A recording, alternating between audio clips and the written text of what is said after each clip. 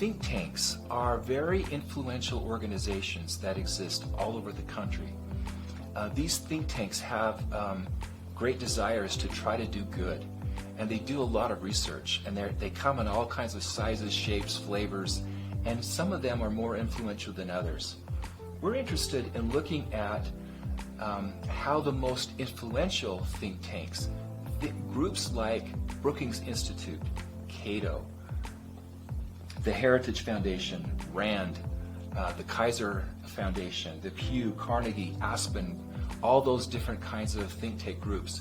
We're interested to see the degree to which family and family health is on their agenda. Are they being agenda setters as it relates to family? We've just begun that research. And what we're realizing is that there are a number of family-related policies that they are trying to pursue. For example, remote work policies are among just a few of those that they are looking at.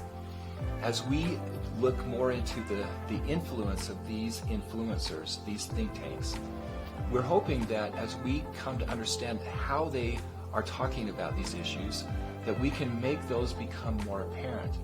And by understanding what think tanks do and the influence they have, and by communicating with others, more relationships, more connections to think tanks are able to be done, more input can be provided to think tanks in a way to help harness that influence in a very powerful way.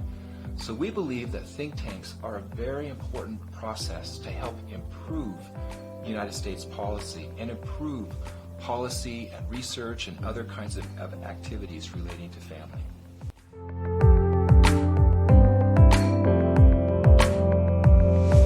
We were very interested to see if family health scores would improve with stimulus checks, and as I mentioned before, they did increase. They were higher than those who received less than 3 stimulus checks.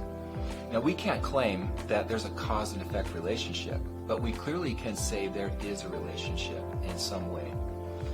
Some other things that we were interested in doing is looking at categories of spending and how those spending might have influenced family health scores. So, for example, we found that individuals who spent money on more discretionary kinds of things that we would classify as not mandatory expenses, but things that they had an opportunity to do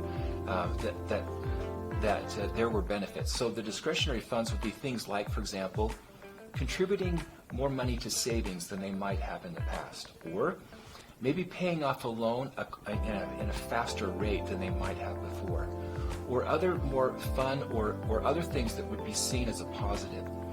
But expenses like medical costs or durable goods within the household, necessities that had to be replaced, that those were more difficult, and that the family health scores did not improve as much with those kind of expenditures.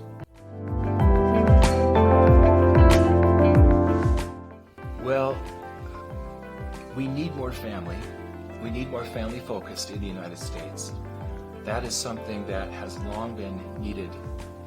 And while policy is not the only way, nor should it be seen as the primary way to help influence family, we have to realize that while family needs the opportunity to have autonomy, the opportunity to work independent, the opportunity to be able to do their own thing, we also recognize that families need support. Families need assistance. They need the kind of support that sometimes outside organizations, including governments and policies, can create.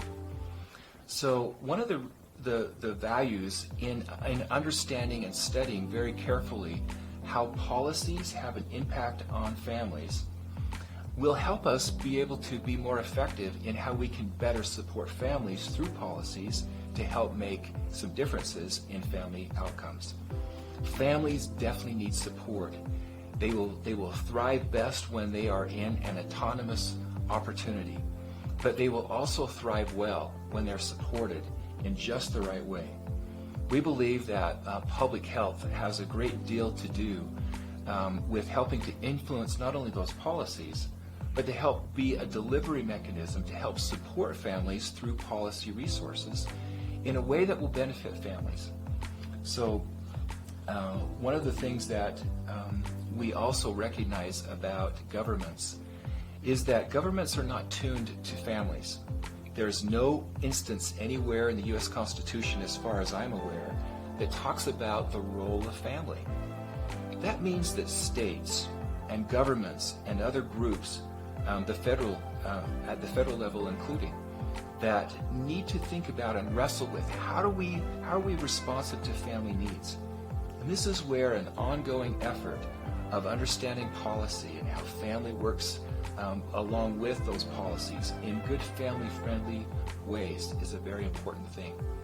In 2021, the White House delivered a statement that identified that the United States is woefully behind in its family-friendly policies. We believe our work from a public health perspective will be able to help benefit families, to support families when they need them most, at the times when they need them most, by very effective policies.